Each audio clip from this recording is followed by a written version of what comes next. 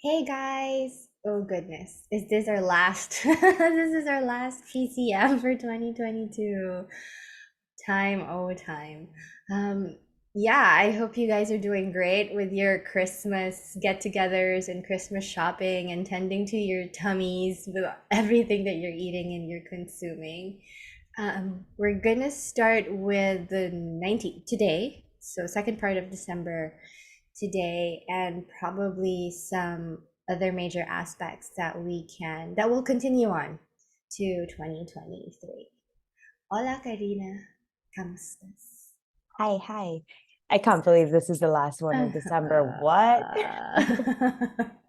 I feel like we just started recording PCM but then I Yeah. also feel like we've gone through such stages with it, right? Where I personally would like write out what I would want to write. And now I've gotten to a point of just feeling into it and just sharing it. So it's funny because it feels like it's been so fast, but then it's also like we have gone through such significant changes as we've been recording these in our own lives. Mm. Um, yeah, so that's very interesting too. But I'm so excited to be here with you. We are so excited to be here with all of you, sharing with you the end of December, what that looks like in the astro. It's pretty busy.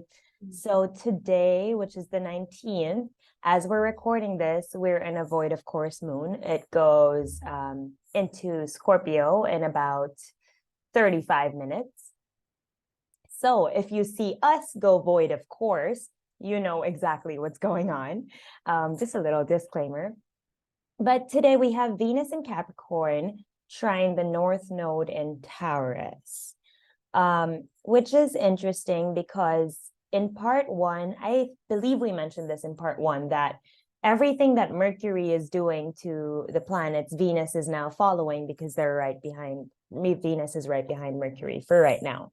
And so Mercury on the 14th trined the North Node, and then today we're having Venus trining the North Node. And to me, what this really feels like is, how are we honoring our bodies? How are we honoring our boundaries? And how are we honoring our values? And not only how are we honoring them and knowing them, but also how are we carrying them out in our real daily lives, especially at a time that the earth, the 3D world, is asking for so much attention. Because yes, a lot of external 3D world is asking for attention, but also our bodies are asking for attention, because we've talked about it before. Like, this is our sensor. This is our like remote control that starts beeping and malfunctioning when it's not really being treated right. So for me personally, the 19th today is really to check in with, how does our body feel when we say yes and no to things? And also, what were our values and what are our values now? Because yes, maybe we feel like we've already cleared out our values and written them out, but then I think monthly, daily, hourly, our values and our priorities change. And I think it's important to be on top of what are our values and priorities, to be able to follow through with them. How about you? How are you feeling? I really love that because pre-recording we were just talking about how our bodies know and yeah, how our bodies really know if when we're serving it, right? Yeah, for me, what this feels like, especially as we approach the end of the year, because yes, Venus trines the North Node, but it's sextiles the South Node, and there's a flowing aspect to both. There's a harmonious aspect to both, and so I guess a practical reflection that we'd like to offer for today, and not just today, but until for the rest of December, is how aligned are our values to the valuing that we need to give to Pachamama, to Mother Nature, to Taurus, not just our bodies, but all bodies of the earth. How are we aligning with that? Because so much has happened, so much will continue to happen. And how are we attaching ourselves um, to past stories, to past trauma, and how are we now valuing the present moment so that we can be better vessels, I guess, and better stewards of the earth. I mean, the earth has just been really, really so loud for me, and I feel like this is also a good reflection. A death happened a year ago, and we're grateful that there's no major storms that's hitting, that's devastating our holidays. But what of those who lost a lot of resources, lost a lot of what they valued a year ago? And the North Node is still a collective thing. The nodes of fate are a collective thing. In as much as it's a personal planet with Venus, it's how our personal values, resources, worth is reflected or reverberated or aligned, disaligned with that of the collective. So that's what's coming in for me for the 19th. We have a big day tomorrow. We have a huge day tomorrow. Yeah, you want to jump right to it? Um, so tomorrow we have Jupiter entering Aries at 10:33 p.m. On the same day, Venus squares Chiron retrograde in Aries. Venus is in Capricorn. And then we have Mars retrograde, sextile Chiron retrograde in Aries.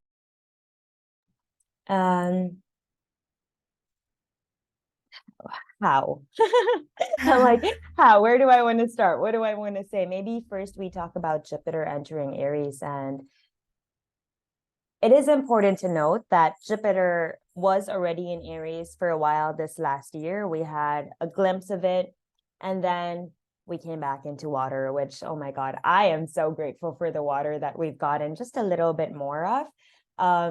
But I feel like we are collectively at this point where we're like, we're done waiting. Let's freaking go, because I'm thinking of a car, like a sports car. I feel like our bodies, because I don't know, this is what's coming to me, so this is what I'm sharing. But our bodies, I feel like, have been getting so many upgrades within the last 1 year, 2 years, 3 years, so many years, right? We're getting upgrade, upgrade, upgrade. So now from, like, let's say an ordinary Toyota car, we have become, say, a BMW, whatever, I don't know, that's ready to just speed. So imagine you have a BMW sitting in the garage waiting to be used. What's going to happen if it's not being used? It's like, I want to go, I'm not going. I want to go, I'm not going. So I feel like we're at that point that we know that we've been upgraded, but then also we know that there are more upgrades before we can go through without without disrupting everything in our path. And I say that because yes, Jupiter is about to station direct. I mean move into Aries, but then Mars is still retrograde in Gemini, sextile Aries. So it's like we have all these upgrades and we kind of have a better idea of where we want to go and what we want to do.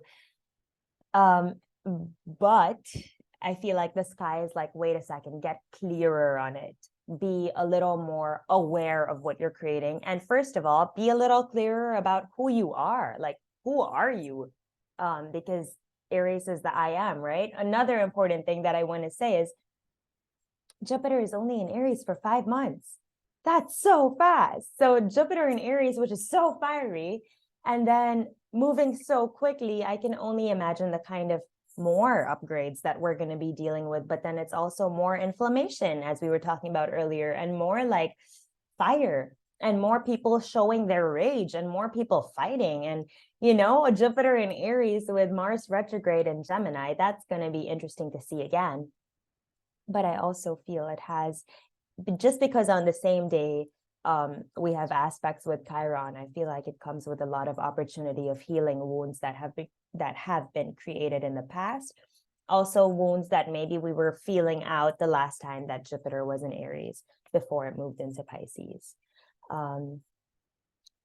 That's what I have for right now. What do you have? Yeah, so beautiful. I just really want to press on what you said. Um, yes, we can go fast, but direction is always more important than speed. And how can we make full use of that BMW? Or if you feel like you're already a Ferrari and whatever, how can we make super use of that, like optimize the machine and optimize the engine. I also want to just echo um, how, all these retrograde planets, and with Jupiter changing signs, it can feel really expansive. It can also feel really confusing because, yes, we feel like we have upgraded, we feel the upgrades. But because of those upgrades, we also feel a sense of confusion because the things that we used to like, we may not like anymore. The purpose that we used to hold, we may not hold it with as much fervor anymore. So there's a lot of, Mars retrograde is squaring Neptune, right, for the whole time. And Mars retrograde is also trining Saturn for the whole time that Mars is retrograde. So Mars retrograde squaring Neptune is literally this, a lot of confusion, a lot of possibilities. There's so much information that you don't know what to do with it. There's so many offers. There's so many, like, there's just so much endless possibilities that can be done. But Mars trine Saturn helps us be clear with, like Harina said, our I am, makes us be clear with our integrity, our intention, focused action, and the things we need to do, Mars, the action that we need to put in so that we're always in alignment with Jupiter and Aries, our own truth. There's also a reflection for Jupiter entering Aries is the last time that Jupiter was in Aries was in 2010. For me, that was when I moved to Singapore. What was happening for you in 2010? Who were you in 2010 and who are you now? And an invitation always is, just because you've changed doesn't mean that part of you that you were is totally gone. That's still you. You've upgraded, yes, but that's still part of who you are. So how can we integrate all those past selves, especially with Chiron still in Aries? Chiron in Aries is also the wounded I am, the wounded identities that we've held on to because of whatever, like, to varying degrees, it's different for us. We were conditioned to believe that we should be this. We were conditioned to train ourselves to be productive, to hold masculine strengths or masculine traits, as much as we're holding on to, I guess, ambitions, right? Or not, right? However it's appearing for you, but that's that's the gift that Chiron is teaching us right now. And with all these activations with Chiron and Jupiter changing signs, there's a big liminality. I mean, this whole December is a huge liminality because we're feeling a surge, but we're also feeling like we're being pulled back because we really don't know what to do. Or we have an idea what we want to do, but I also want to do this. I also want to do this. I want to do everything. And with the North Node still in Taurus is, yes, you can do everything, but as Jody said in one of our circles, and you said this too, just because you can do everything doesn't mean you have to. So how can we be smart? How can we be discerning? How can we use Jupiter's fire to reel it in and be brave and take stock, take stock of the courage that we need so that we can move forward with whatever it is that we want to move forward it with. The Jupiter and Aries, I feel like, is really our own truth. What is our own truth? How can we be brave and be courageous with protecting our truth? Because we found tribe. Jupiter, Saturn in Aquarius helped us find tribe, helped us find unique pathways that's just for us. Now that Jupiter is in Aries and it's just for 5 months, how can we protect that? How can we expand that truth? And when I say truth, it doesn't necessarily have to be dogma or religion or conditioned truth, but our unique truth. That's what I'm getting for Jupiter entering Aries. That's beautiful. I want to bring up that just because it's Venus square Chiron, have a look at your relationships. If any relationship wounding is coming up, any money wounding, any value wounding, know that what's happening is that Venus is square Chiron, and because Jupiter is entering Aries, you just might feel it a little bit more. But thank you, Thea. That was beautifully tied together. And just to summarize everything you were saying, I pulled up a couple of cards. Excuse me. Of course, the card that fell out is King of Wands. Know what you're trying to do. What is your goal? Yes, maybe your goal is different now. So how can you get clear about it? How can you know, like, what are you passionate about? Wands is all about passion. And how can you approach it with, like, as Thea said, with courage, with the heart of a lion, with the strength that you know you have? Because at the end of the day, we're at a point that everything is possible. This is the Seas of Mintaka. And it says, seeing the potential and bringing unconscious to light. And let's just look at this card a little bit. And it's like, see, there is a person actually in here that is somewhere in between the water, like they said, in this liminal space where not here nor there. And if the person was up here, it would be shallow and we could see. If the person was down here, it would be the complete bottom of the sea floor. And maybe we could see, maybe not. But the person is here.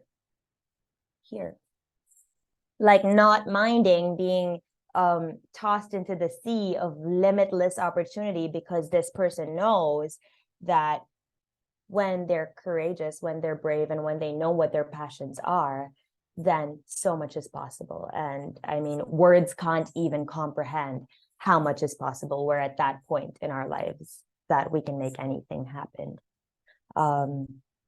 Did I want to say one more thing? I feel like I wanted to say one more thing. I lost it. Okay. Should we go to the next day? Oh, can I just add one more Of thing because course. you pulled the Mintaka card. Mars is lighting up that part of the sky. Mintaka is one of the belts of Orion, Mm-hmm. and that's actually where Mars has been retrograding along Orion, along the Pleiades, and along the Twins. So yeah, possibilities are just endless. Where are we gonna go? Because of the endless Creative possibilities that we have. energy. Yes. I remember what I was going to say. Yeah. Um, I was going to say, and I shared this in Expansive Space as well, that Mahina, a teacher, shared with me as well about doing a life review. This is a great time to do a life review because Jupiter has gone from Aries all the way to Pisces. Have a look at your life, how it's been, how did it look? Yesterday, I did something where I wrote down Saturn through the signs, like in reverse, just to look at like where in my life I was when things were happening with Saturn in different places. And funnily enough, the exact time that I was studying in the States, Saturn was in Sagittarius. Of course, how funny. But then it's amazing when we look back that way, because then we're really able to trace, and then we know what's going to come because we know what's been for us. And so with doing a life review and having a very clear look at Jupiter, it can really show us what we've been either consciously or unconsciously expanding in our lives. And this is going to allow us to expand things that we actually want to expand more, because then we know what we're doing, right? Whereas if we don't do a life review, we're kind of just continuing to float and continuing to go on. But this is such a great opportunity for like newness and fast newness. Yeah, okay. Shall we move into the 22nd? Okay, so 20th, Jupiter enters Aries. 22nd, Sun enters Capricorn, and we have the winter solstice. On the same day, Sun in Capricorn squares Jupiter in Aries, and Venus in Capricorn trines Uranus retrograde. How do you feel? Okay. The winter solstice for the year, or at least the Gregorian calendar year that we know, is the last solar gate. We know, I mean, we've been talking about this, that the new year for astrologers is actually not until the April equinox. But essentially, what this solar gate is the death and rebirth of the sun, because solstice means literally stand still. And on this day, we get the longest night. For some parts of the world, it can be the coldest not, well, yeah, it can be the coldest because it's the longest night, but how can we, a reflection, how can we truly stand still, like Karina said, and do that life review, especially as Venus trines Uranus, Sun is also doing its own dance, and on this day, Moon opposes Mars. Um, the energy that I'm getting here is there can be a lot of external action that can be shaking the ground. I mean, Mars, Jupiter, and Aries, and all the Capricorn, this entering it of Capricorn, this is what we call a world axis or a world degree, because these are the first degrees of the signs. And when planets, major planets, or major activities happen at the first degrees of the sign, there's something global that can happen. And what I'm getting here is with earth and fire, that can be earthquakes, that can be shakeups with Venus and Uranus, that can be personal shakeups, personal breaking and personal breakthroughs. So, with all that external action that's happening, how can we reel it in and really take time to stand still, notice what the year held for you, especially as we're still simmering in that soup of the last Taurus eclipse. And like we mentioned, there's liminality. How can we use this time? I think I'm repeating myself over and over again, but I just want to add again that this part of the sky, this winter solstice, a lot of ancient cultures have been talking about this for forever. They've talked about this. There are a lot of glyphs, there are a lot of ancient artifacts that signaled this particular time in the history of the planet, where we have solstices, we have solar gates, so solstices and equinoxes in particular constellations. And this particular constellation or particular alignment has not happened since 26,000 years ago. And to think about that, 26,000 years ago, dinosaurs were walking the earth. And now we're the new dinosaurs. We're the ones walking the earth and we're lording over the earth. And it can get quite existential to think about what on earth we're doing on this earth and what we're doing to it. But I invite you, if you're open to be existential with me, I mean, we're still we're leaving Jupiter and Pisces and entering a new dawning or a new 12-year cycle. How can we stand still and notice what we're doing, notice who we're becoming, and how can we really get clear with our purpose? I just want to repeat that over and over again, because we don't have to, yes, that purpose can change, but that's why we have astrology. Astrology is such a gift. We don't have to really guess what our purpose on earth here is for, because we have this. As above, so below. We are reflections of the cosmos. And this personal, unique blueprint that we hold, Aries, this unique I am that we have, has such a big contribution to what the collective is needing at this point. And it's such a freaking magical, amazing time to be alive. The sun is on the galactic center. This is the Milky Way. This is the opening, the womb portal of the mother. I mean, come on, let's suck its milk. And what else to say? We have the mana. We have the mana. We're just, yeah, we have the mana, and that's, pamana din natin yung mana. That's how I want to end this day. I love how you said, let's suck its milk, because Ace of Wands for today. And the thing is with passion, the thing is with creativity, you can't force it. You have to sit still, as Thea said, to experience it, to feel it. It's a day of really allowing deep rest. And so, I mean, we can see with this person, her eyes are closed, her eyes are not open. She's not trying to extremely importantly channel something through. She is resting, and it is through her rest that she gets this beautiful idea of how to move forward. Of course, the card that came out with it is lifting the veil. Question everything, anything unaligned must go, because that's what's getting in the way of flow. We had that as our line quite a bit ago in PCM, and we're just coming back to that. It's how can we allow rest, but then also be very clear about what we're in for, like what we're okay with and what we're not okay with.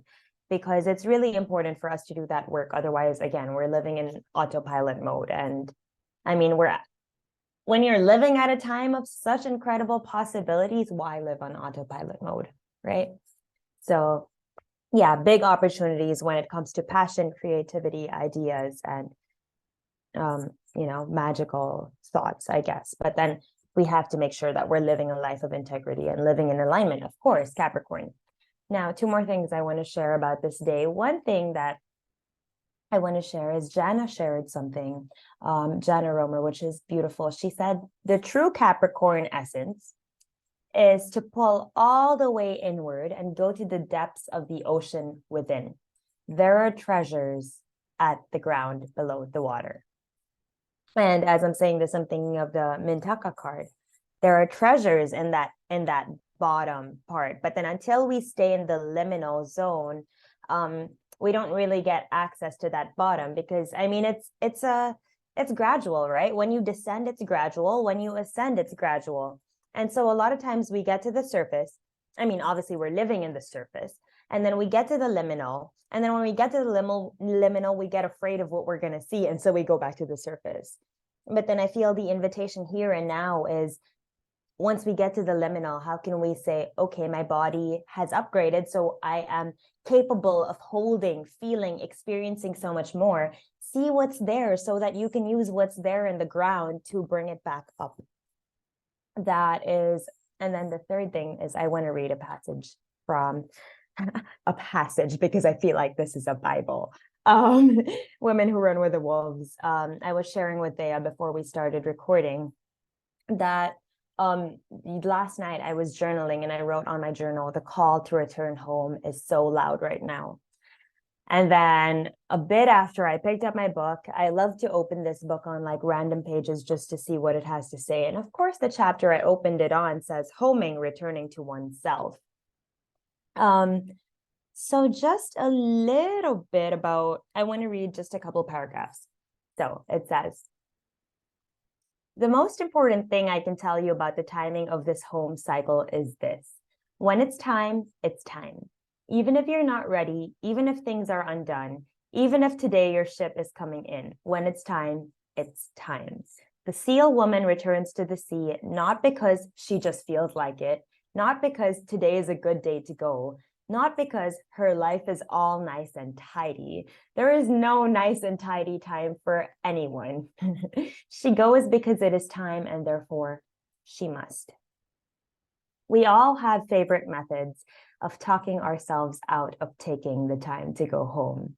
Yet, when we retrieve our instinctive and wildish cycles, we are under a psychic obligation to arrange our lives so that we can live them more and more in accordance. Arguments about the rightness versus the wrongness of leave taking in order to return home are useless. The simple truth is that when it's time, it's time. 11:22 as as I finished reading that. And I think this is huge for Capricorn season. This is huge for this time. Like, we're being called to go out. We're being called to go to the Christmas gatherings, the New Year gatherings, meet everybody, hang out with people, reconnect. I don't know. But then actually who we're really meant to be reconnecting with is ourselves. Because if we're not reconnecting with ourselves, how on earth do we expect ourselves to connect with anybody else? I mean, mirrors, right? Wow, okay, I just want to breathe into those words because that's everything. That's Jupiter leaving Pisces, that's Jupiter entering Aries, that's Venus trining Uranus, that's everything. That's Sun entering Capricorn. I also want to share how Capricorn is the wise elder. That's the ancient roots, the ancient root system. That's grandmother energy, that's wise woman, wise man energy, that's in us, that's in all of us. And I guess as our culture, my gosh, my inflammation, our culture really holds um ancestry. So the coming home this Christmas to gather with our ancestors, my invitation is, how can we be kind? How can we be kind to ourselves, and how can we be kind to them? um Especially with Jupiter ruling our truths, Jupiter ruling religion. It will also rules dogma, it also rules belief systems. There's a lot of old beliefs and a lot of new beliefs that continue to clash. Yes, we now know our own truths, but Mars still retrograde, our personal planets, and even the moon are all out of bounds. So out of bounds are just portions in the sky where the sun can never go. So we have feelings, we have emotions, we have energies where the light of the sun will never be able to reach.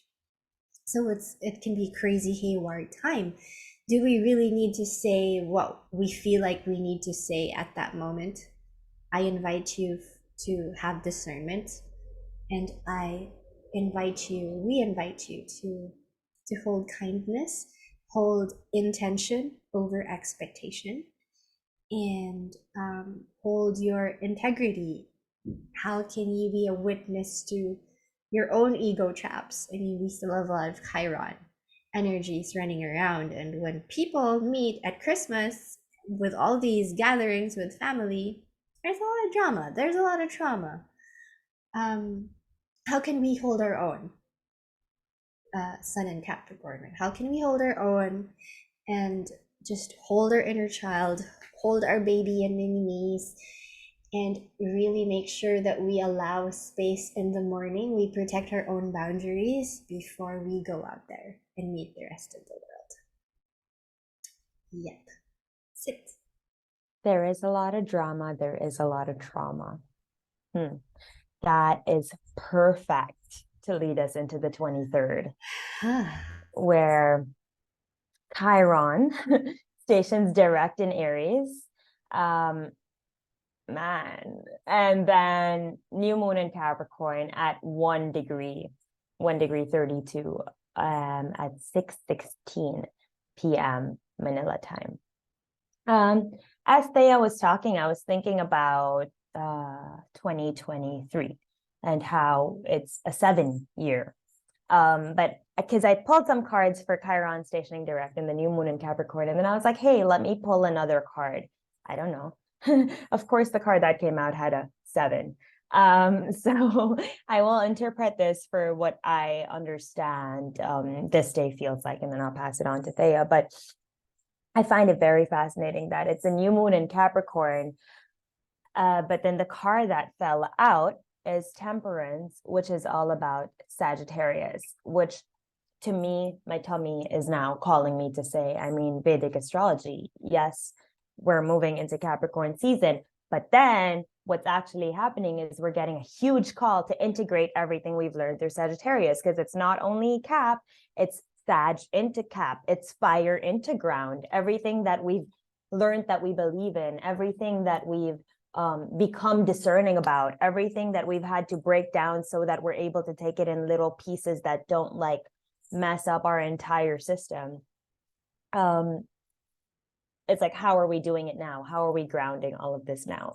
So Temperance really asks, how can we balance? Thea said the planets and stuff out of bounds is places where the sun never goes.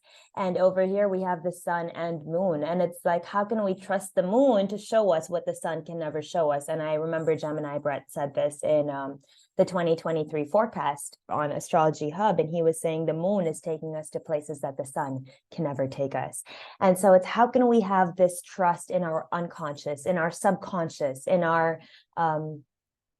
in just the cycles of being human, you know, because it's like we want to be awake, we want to be aware, we want to know everything that's happening at every time. And if we don't know what's happening and if we don't see it, then we don't believe it.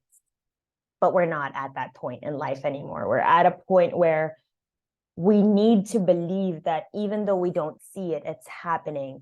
And even though we don't see it right now, maybe we'll see it next year, maybe we'll see it next year, maybe we'll never see it. As Thea said, like, how can we be okay with being the midwives of an earth that we may never see?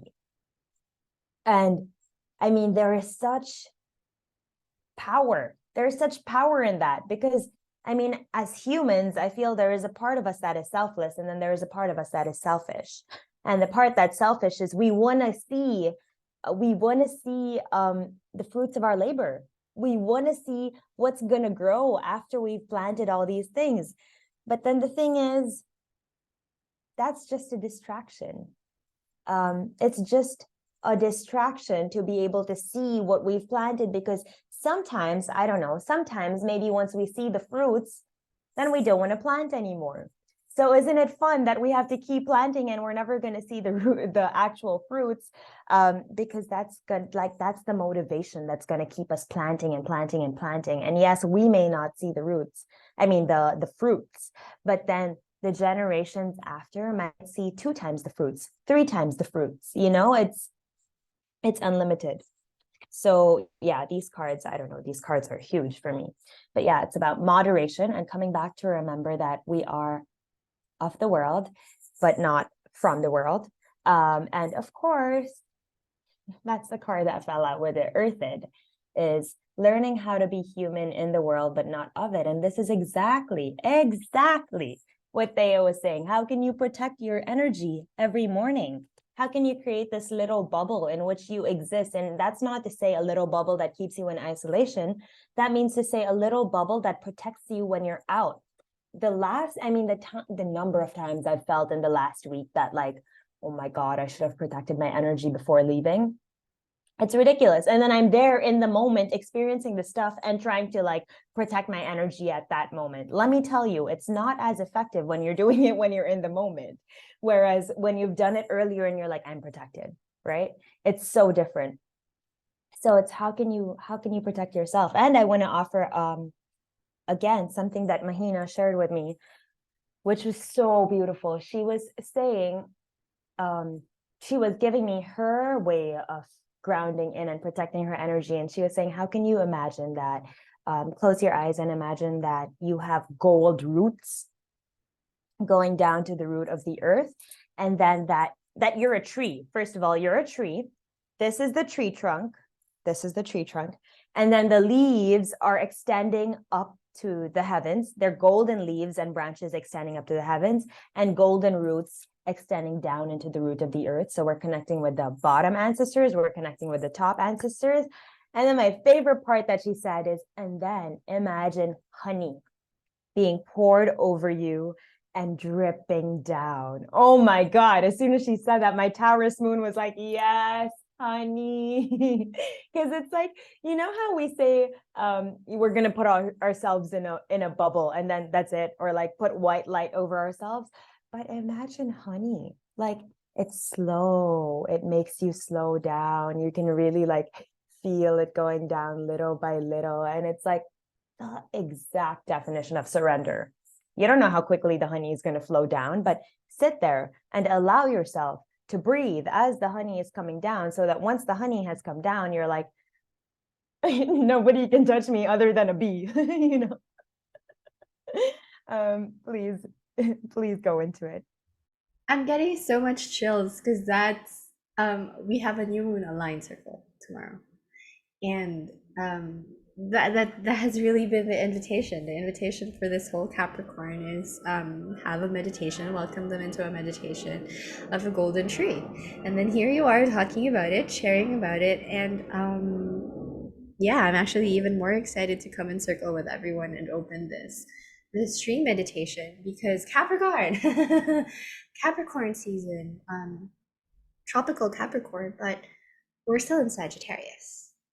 The sun will still be transiting Sagittarius. So I guess how we want to end this day before we enter Christmas is, in as much as we're expanding upwards, our roots go deeper 3 times, and 3 times the direction, because it goes all the ways forward, front, and then down. but we don't see it because it's under the ground. So yeah, my gosh, thank you for honoring that golden tree. All I'm seeing right now in my mind's eye is the tree of life. So I have to remind that I'm here and I'm human and we're still in the middle of recording Practical Cosmic Magic. And the moon also just entered Scorpio. Ah.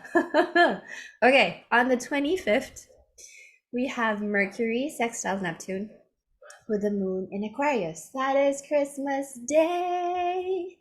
We have our minds, our lower minds, in a having sex, having sex with our higher heart. How can we infuse our words with love? How can we infuse our tribe, moon in Aquarius? How can we infuse our families with love, even though some of us may feel like our our ancestors or our blood, our family in blood is not the family that we consider as family anymore.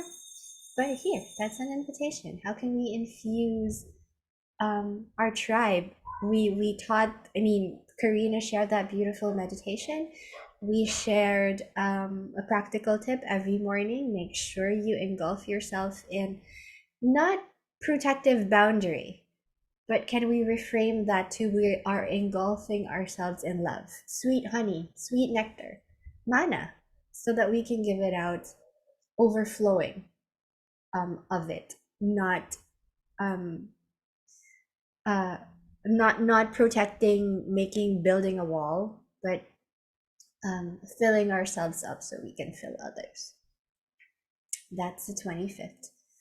For me, how do you feel like the 25th? Not much, not a lot of action. Yeah, it feels pretty good. I've been I've been studying the Bhagavad Gita, Mm. and I had been reading it the way I was reading Women Who Run with the Wolves, where I Mm. was just opening random pages. Mm. But now I've committed to reading it chapter by chapter. So with every chapter I read, I'm just writing down like quotes that really stand out to me. And I don't know why I'm feeling called to bring this in, but I have been reading chapter 2, which really talks about death. Um, and of course, that's what's coming in as the moon moves into Scorpio, right? I mean, of course, on that day, the moon's not going to be in Scorpio, but Mercury in Capricorn, sextile Neptune in Pisces, as Thea was saying, it's just a return to love. And with Capricorn and Pisces, we have the elders and um, we have the elders and we have our ancestors, and it's really how can we channel all of this wisdom, all of this hope that our ancestors put in while they were alive, that we would be here today, and how can we build up on that same hope that the people that we turn out to be ancestors to end up having a better quality of life than we've had. Like, yes, we have good quality of life. I mean, who can complain? Look at all the possibilities in 2023. Yes, we can complain a little bit about the air and about, all these things, but then, wow, we live in, this is like Atlantis, man. We can do whatever we want. Like, I don't know if I shared this in the last PCM, but there was a time that I was telling Navs maybe we need to spend the rest of the night off technology, and his Wi-Fi disappeared for 10 seconds. We're at that point. We can call things into being. We can summon things. We can make things happen. And so really, how can we think anything else? But what I did want to share is this quote so the Bhagavad Gita that I'm reading is translated and written by a saint called Sadhu Vaswani in his own words. And so one of the words that he said is, or one of the quotes that he said is, "May I not speak of death as the gate which leads to the light." And for some reason, that's what came up with Mercury sextile Neptune. How can we realize that maybe we're going through a death, a collective death? Maybe we're not. Maybe we are. Likely we are. And it's long, and it's long. So how can we honor that? Yes, we are at the end of a cycle, but it is through the end of the cycle that the light comes in for a new beginning. Um, yeah, I think. I think. But there is a quote before this, because in this chapter, he's talking about the body and then everything that comes with the body, and the body, Capricorn, right? And it says here, the body is also called in the Gita the town wherein the soul resides for some time to purify himself and fulfill his part in evolution. The senses are the gates of this body. How beautiful is that? Thinking of this body as a town wherein the soul, which is the actual, the Atma, they call it the Atma. And the soul is the Atma, and it is within the body that the soul is living. So technically, yes, we do say, let's come back to an embodied life. But we're not saying, let's let our bodies completely rule. No, because then that's desires completely ruling. And yes, there is nothing wrong with desire, but then again, temperance, balance, moderation, right?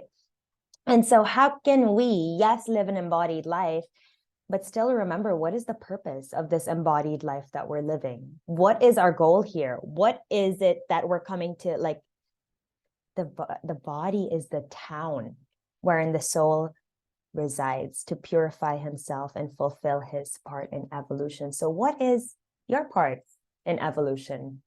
What is this for you?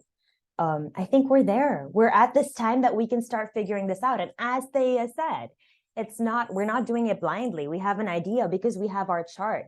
But then we also, as humans, have the possibility to create whatever it is in a way that's different than we see it through in our chart, because our chart is just a guidebook. It's not a do this or do this, it's a, maybe you want to do something that invokes this and this, and then we get to do whatever we want. I think it's magic. Anyway, I think actually that also covers the 28th, which is Venus sextile Neptune. So on the 25th, we have Mercury sextile Neptune. On the 28th, Venus sextile Neptune, which is Mercury sextile Neptune, as Thea was saying, is all about, I feel like, thinking about and communicating the love. And then Venus sextile Neptune is, and you said this is lower heart and higher heart, right? And it's then, how can we take this love? How can we take these values and make these values our purpose? One more thing I want to share, if you're confused, because it's easy to say, figure out your values. It's not as easy to figure out your values. Like, in grade school, it used to be easy when they would make us write down our name. Did you ever do that? Write down your name going down and then write a verb under each. So I'd have to write Karina and then write kind, authentic, and it was easy to do it back then because we're like, whatever, we'll just write the values that we know. But now it's like, seriously, what are your values?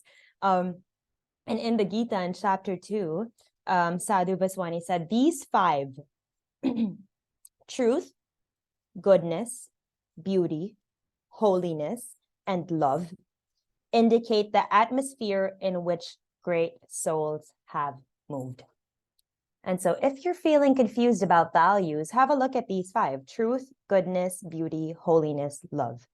Do any of those fit for you? If yes, how can you integrate it more into your everyday? Yeah. Thank you for allowing me to speak. No, that's so beautiful. I actually have nothing to add for the 25th and the 28th because those are just so beautiful. Yeah, and I'm just breathing it in and feeling it in my body with so much gratitude to be in this body, to be in this vessel, to remind everyone that heaven is here, heaven is on earth. And what comes to mind again is this favorite quote, this favorite poem that I shared with you guys in Expansive Space from William Blake, to see the world in a grain of sand and heaven in a flower, to hold infinity in the palm of your hand and eternity in an hour. It's so Neptune. It's so Mercury, Venus, sextile Neptune. just just swimming in it, swimming in the all and everything and nothing, and that all of it is love. Which brings us to the 29th. We have Mercury stationing retrograde. The moon is in Aries, conjunct Jupiter when Mercury stations retrograde. And that in the evening, just a few hours after Mercury stations retrograde, it conjuncts Venus. And so everything that we just talked about, Mercury leading the way, and then Venus following with the transits to Neptune, and then Mercury stations retrograde. Before it stations retrograde, it kissed Neptune. And remember, we have Mars retrograde squaring Neptune this whole time. So there's really a lot of lessons for me how this Mercury retrograde period is. Yes, there's a lot of reframing, a lot of reminding, a lot of reintegrating, a lot of reevaluating. But front and center, it's realigning with love, Mercury and Capricorn, realigning with the elders, realigning with the roots, realigning with the gold that is in all of us, and just fortifying. Capricorn is a lot of, it has to do with fortifying our vessels, our trunks, so that we can allow that sweet nectar to just drip all over us without a lot of barks and blockages. That's what this whole retrograde winter season feels like in my body. Just fortifying the vessels in alignment so we flow. How does it feel for you? Aligned. I pulled some cards for Mercury retrograde. Of course, Page of Pentacles, exactly that. Fortifying the vessel, learning to work as a human, learning to work with the body, learning to create from what we have been giving, learning. Apparently, this isn't common knowledge yet, so I think it's very important to share. Learning how much energy lives in our hands. And if we're holding technology the whole damn day, then all of this energy that can heal people, that can heal ourselves, that can write, that can create, that can do so many things, it's holding technology. So what I'm feeling through Mercury retrograde is, how can we come back to this technology? Put the tech away. Put the tech away. Because it's only when we put the tech away that we're going to learn that this is tech.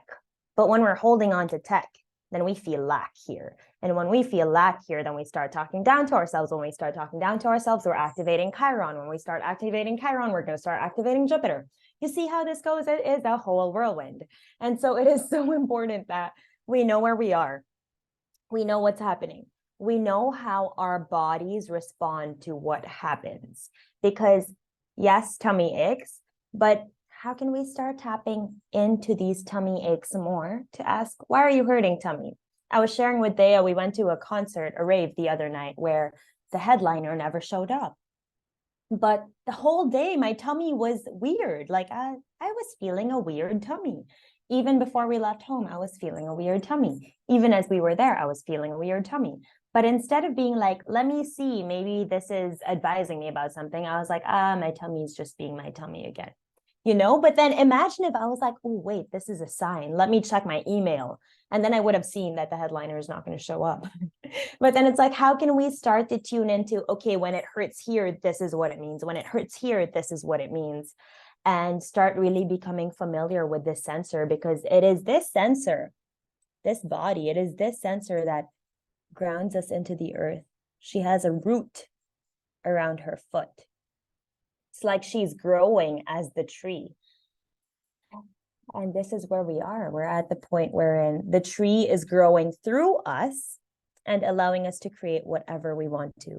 Our ancestors are coming in through us and advising us and sharing with us and giving us strength and reminding us that when we are grounded in them, when we are grounded in the earth, when we are grounded in our bodies, we can create such beautiful pieces.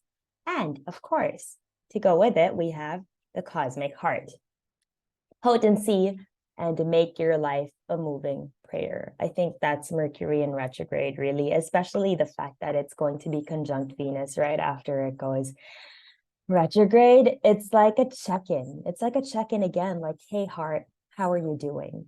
And I mean, we had been saying through the last time that the last Mercury retrograde was more about our relationships and more about figuring out like our boundaries and more about understanding what's going on. And it was from Libra all the way back into Virgo. But then right now we have it all the way in Capricorn, all the way in Earth, really asking, what is our relationship with elders? Where can we open up to learn more from elders? Where can we allow our life to become a moving prayer? Because it is when we live our life as a moving prayer that we allow information and knowledge and all of this to channel through. Whereas if we're living our lives as we're the boss, we're in control, then we're kind of stressed. We're operating from our mind. And with Mercury in retrograde, like, I don't think that's going to work. So it's like, how can we drop into the heart and how can we drop into our body and allow these to show us how we're meant to move through 2023, or as Thea says, 2020 and 3, because we're getting just another glimpse into what's coming our way.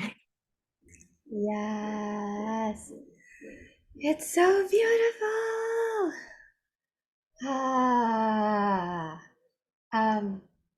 Yeah. This part. The part where the higher chakras and the lower chakras meet. This part will continue to be activated for the rest of the decade, especially as we have, yeah, I have so many things about 2023, but I want to talk about already. But suffice to say that we continue to have a lot of downloads. It continues to be a galactic federational thing with this Earth.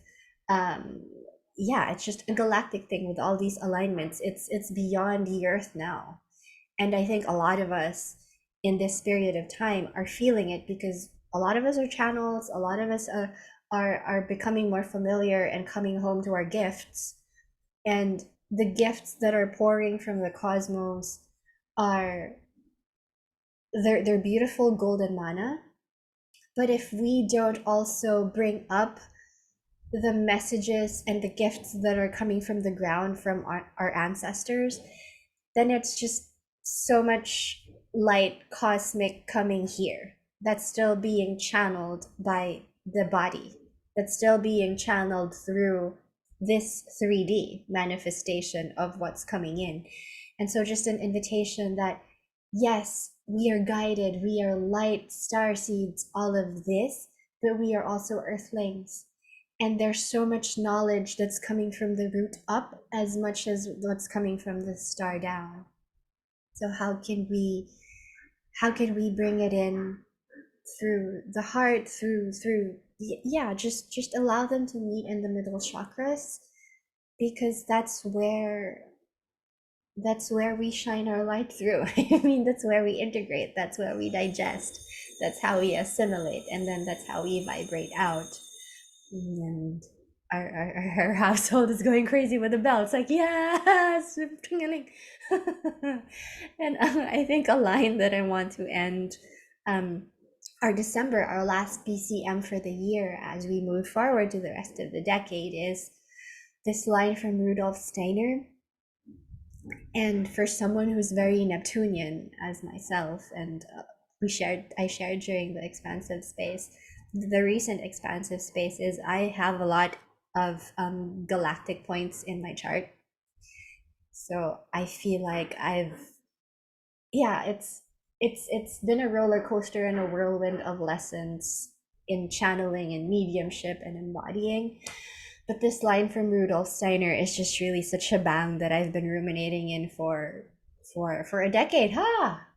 Since Jupiter entered Aries 12 years ago. Is and the line goes, he who would create the new must endure the passing of the old in full tranquility. And we're holding the dying, we're also holding the birthing. And if we are not in the true, wise, light Capricorn state, then it's so easy to be swept up in the grieving of it. It's also so easy to be swept up in the celebrating of it.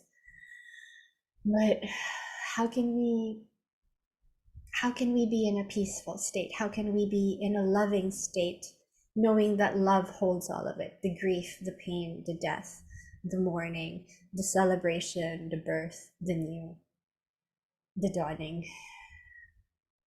How can we remember peace? How can we remember love? Happy New Year!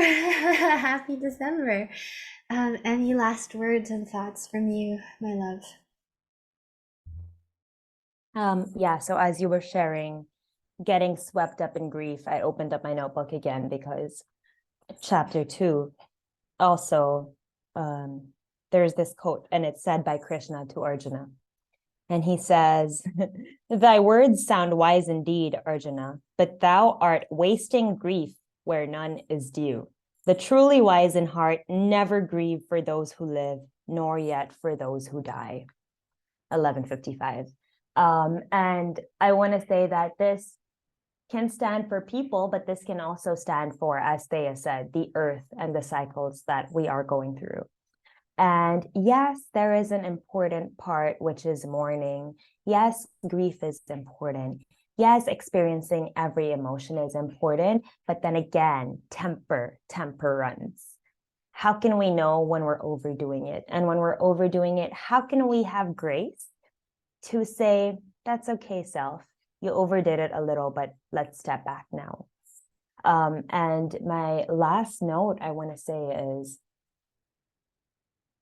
through 2023 and beyond, how can we be our own best friend? When people talk down on us, how can we, instead of believing them and thinking, oh no, what did I do wrong? Why did I do this? How did I do this? How can we instead say, why did you do it, self? And then maybe journal about it. And then have compassion for yourself, because it starts with us. We can't have compassion for a lot of other people if we're not being compassionate towards ourselves. And especially with Chiron and Aries, like, it's really all about honoring the inner child that's in all of us. And yeah, so how can we just come back to that inner little one and remind the little one within us that, hey, guess what? We're in a world of endless opportunities. What are we going to create with it? And with that's a wrap. But not really. We have a line. We still have a new moon in Wednesday. Capricorn on Wednesday, so inviting you to join us there. And yeah, we're inviting you to be. Yep. We're Yep, inviting you to exactly. be here now in presence of love. Thank you so much for joining us for the whole of 2022. We look forward and we're so excited to see you next year. We're feeling into what we're doing for January, but for sure, you'll see us February onwards. Goodbye, loves. Yay, Merry thank you for being Christmas. Happy here. New Year. Happy New Year. See you soon. See you soon. Bye.